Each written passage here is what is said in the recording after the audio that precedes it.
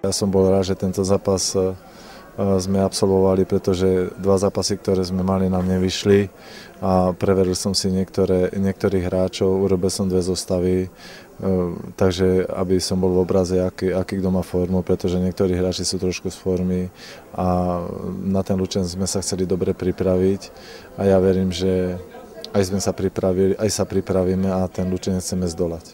Malajzia bola podstatne lepšie mužstvo ako ktorékoľvek, pretože Malajzia je výber do 21 rokov.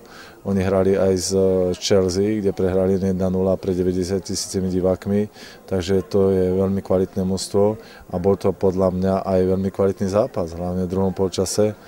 Aj v prvom polčase, ja si myslím, že vyrovnaný. V druhom polčase sme mali veľa z hry, mali sme aj golové šance, dostali sme síce gól také, aké sme zostali, ale ja som bol ako z hrou spokojný. It's good intensity. Bol to dobrý porovnávací zápas, hrali sme tu po tretíkrát. Dúfam, že ďalšie zápasy budú rovnako dobré a tak sa nám podarí kvalitne pripraviť na olympijskú kvalifikáciu.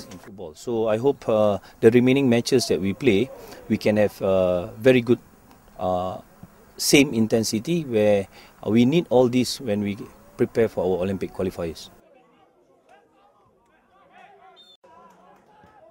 Ja som bol rád, že tento zápas sme absolvovali, pretože dva zápasy, ktoré sme mali, nám nevyšli a preveril som si niektorých hráčov, urobil som dve zostavy, takže aby som bol v obraze, aký kto má formu, pretože niektorí hráči sú trošku z formy a na ten Lučenec sme sa chceli dobre pripraviť a ja verím, že aj sme sa pripravili, aj sa pripravíme a ten Lučenec chceme zdolať. Malajzia bola podstatne lepšie mužstvo ako ktorékoľvek, pretože Malajzia je výber do 21 rokov. Oni hrali aj z Chelsea, kde prehrali 1-0 pre 90 000 divákmi, takže to je veľmi kvalitné mužstvo a bol to podľa mňa aj veľmi kvalitný zápas, hlavne v druhom polčase.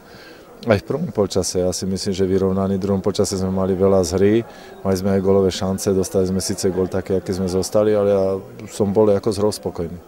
It's good intensity. Bol to dobrý porovnávací zápas, hrali sme tu po tretíkrát. Dúfam, že ďalšie zápasy budú rovnako dobré a tak sa nám podarí kvalitne pripraviť na olympijskú kvalifikáciu. So I hope the remaining matches that we play, we can have very good same intensity where we need all this when we prepare for our Olympic qualifiers. Ja som bol rád, že tento zápas sme absolvovali, pretože dva zápasy, ktoré sme mali, nám nevyšli a preveril som si niektorých hráčov, urobil som dve zostavy, takže aby som bol v obraze, aký kto má formu, pretože niektorí hráči sú trošku z formy a na ten Lučenec sme sa chceli dobre pripraviť a ja verím, že aj sme sa pripravili, aj sa pripravíme a ten Lučenec chceme zdolať. Malajzia bola podstatne lepšie mužstvo ako ktorékoľvek, pretože Malajzia je výber do 21 rokov.